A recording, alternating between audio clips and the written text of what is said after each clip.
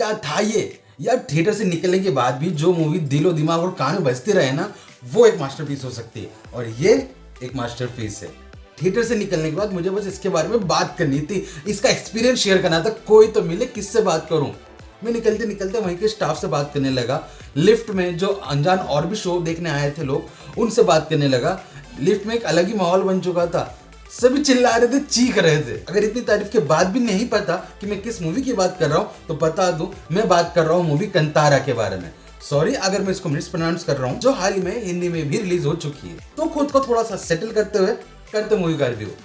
चलिए।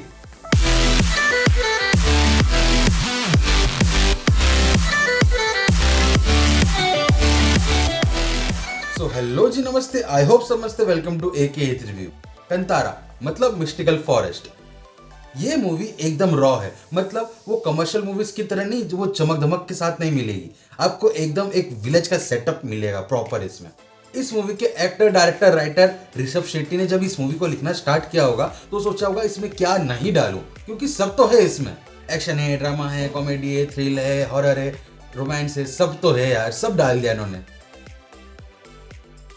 अब कहानी की बात करें तो एक था राजा जो बहुत ही स्ट्रेस्ड और काइंड ऑफ डिप्रेस्ड था, दुनियादारी से इंटरेस्ट खो चुका था। अब इस चीज के इलाज को ढूंढने के लिए वो न जाने कहां घूमता है, लेकिन उसको कोई सॉल्यूशन नहीं मिला। अब एक दिन आ पहुंचता है एक जंगल में, और जंगल घूमते घूमते उसको मिलता है एक पत्थर, जो पत्थर नहीं एक देव होते हैं। उस देव को सामने पाते ही राजा को मिलता है इनर पीस, और राजा डिसाइड कर लेते हैं कि कुछ हो ना हो, मुझे ये देव अपने साथ लेकर ही जाना है। और इसी वक्त पे वहाँ के गांव वाले सामने आते हैं और कहते हैं, भाई ये तो हमारे पूज्य हैं, हम आपको नहीं दे सकते।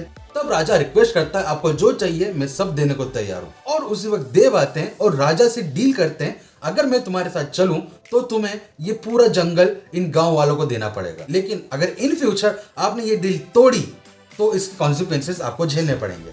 फिर क्या था, अगले ही पल राजा ने ये डील एक्सेप्ट करी और देव अपने साथ लेके गए।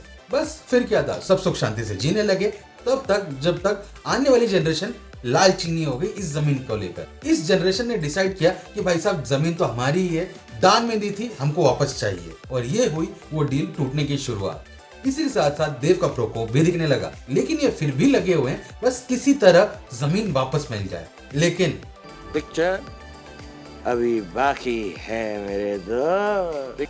अब ये जमीन सरकार के अंदर आने लगी है, और यहाँ अलॉट होता है एक इगोइस्टिक फॉरेस्ट ऑफिसर, जो पूरी कोशिश में लगा हुआ है कि ये जमीन रिजर्व फॉरेस्ट में कन्वर्ट हो जाए। तो इसी वजह से ऑटोमेटिकली गांव वालों की नजर में फॉरेस्ट ऑफिसर बन जाता है विलन। विलन! और इस बात का फायदा उठाने की कोशिश करता है राजा का लालची जनरेशन। अब जो गांव से भिड़ेगा वो गांव के हीरो से भी तो भिड़ेगा। सो गांव का हीरो, लालची जनरेशन, फॉरेस्ट ऑफिसर और देव का प्रकोप, और जब इतना सबको स्क्रीन पर दिखने लगता है, तब ये मूवी बनती है कंतारा। हमारे 3-in-1 writer, director, actor Rishabh ने इस मूवी में जान लगा दी, और ये मेहनत स्क्रीन पर दिखती भी है। लेकिन इसी के साथ साथ मैं हिंदी डबिंग टीम को भी बहुत धन्यवाद देना चाहूंगा, जो इतनी अच्छी डब हमारे सामने लेकर आए, जो इस मूवी को और 4 चांद लगा देता है। डबिंग से याद आया, कुछ कुछ जगहों पे जहां जहां देव आते हैं वहां रियल नेटिव लैंग्वेज का यूज किया गया, जो इस मूवी को काफी ऑथेंटिक बना देता है। इसका एक्शन, इसका साउंड, इसका BGM, इसका चीखना चिल्लाना आपको इतना हाइप, इतना पम्प्ड अप कर देता है ना कि आप लगता है कि आप उछल पड़ो। स्टार्टिंग से ही मूवी बड़े अच्छे ही पेस में बढ़ती चलती है, तो आपको इंटरेस्ट लूज करने का कोई टाइम ही नहीं मिलता। कहानी अर्ली 90s में सेटअप है और बिल्कुल ही रॉ है। गांव जो सिटी से बहुत ही दूर एकदम कट ऑफ है, आपको बिल्कुल गांव वाली ही वाइब देता है। इस मूवी में कॉमेडी, लव, रोमांस के साथ बीच बीच में कुछ जंप स्केयर्स भी देते हैं, जो आपको हॉरर वाली फील हल्की फुल्की तो दे ही देते हैं। लेकिन पूरी मूवी की लाइमलाइट ले गया इसका क्लाइमैक्स, बेहतरीन क्लाइमैक्स में ऋषभ का परफॉर्मेंस टॉप क्लास रहा। वो डेडिकेशन, वो जोश, वो मोटिवेशन, वो दिख रहा है उस परफॉर्मेंस में। मन कर रहा था जोर जोर से चिल्लाना चालू कर दो थिएटर में। नेगेटिव पॉइंट में बस मेरे पास इतना है कि बीच में यार एक इंटरवल आ गया। इंटरवल के बाद तो बस बार बार ये सोच रहा था बस ये मूवी खत्म ना हो जाए। इतनी बातों से तो आपको समझ ही गया होगा, बट कंक्लूजन ये है कि ओवरऑल कहूं तो मूवी बेहतरीन है, और इसका थिएटर एक्सपीरियंस आपको लेना ही चाहिए। अगर अभी तक ये मूवी नहीं देखी है तो क्या वेट कर रहे हो, जाओ निपटाओ। और जिन्होंने इसका मजा लूटा है, आओ कमेंट बॉक्स में अपना एक्सपीरियंस तो बताओ। अगर आपको ये वीडियो अच्छा लगा तो एक लाइक, शेयर और सब्सक्राइब तो जरूर कीजिएगा। तो मिलते हैं नेक्स्ट वीडियो में, बाय बाय। बवाल चीज है बे, साला सिस्टम मिल जाता है।